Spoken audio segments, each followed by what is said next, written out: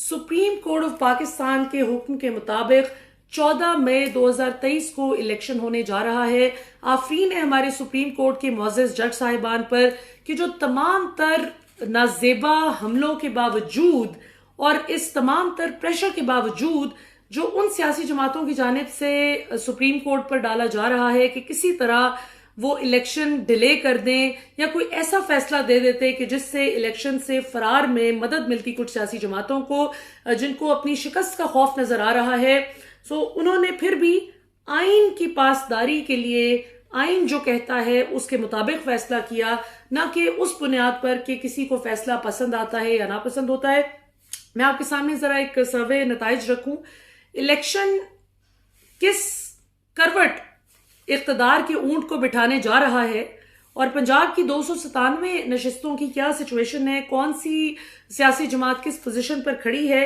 Republic policy think tank के election सर्वे नताइज के मुताबिक कौन सी सियासी जमात किस पोजीशन पर खड़ी है, ये पूरा इन डेप्थ एनालिसिस किया गया, डिटेल्ड सर्वे किया गया इनकी जानिब से, रिपब्लिक पॉलिसी थिंक टैंक की जानिब से, जिसके नताइज में स्क्रीन पर भी आप देख सकते हैं। मैं आपको थोड़ा सा बता भी दूं, 297 टोटल नशिस्तें हैं, जिनमें से कौन सी सियासी जमात कितनी नशिस्तें बैग करने में कामयाब हो सकती है, क्या इम्कान नजर आ रहा है।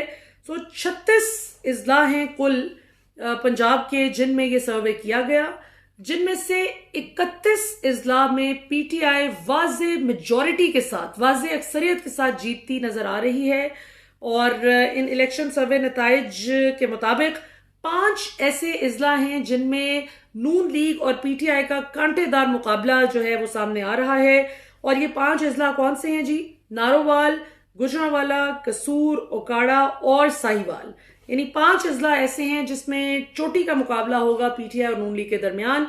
ये वो इजला हैं जिनमें हमेशा से नून लीग क्लीन स्वीप करती आई है। इस बार क्या नताइज सामने आते हैं ये तो इलेक्शन के दिन ही पता चलेगा, लेकिन लोगों से, इन 36 इजला में बसने वाले वोटर्स से जो आरा ली गई इस थिंक टैंक की जानिब से, उसके नताइज इन्होंने शेयर किए हैं।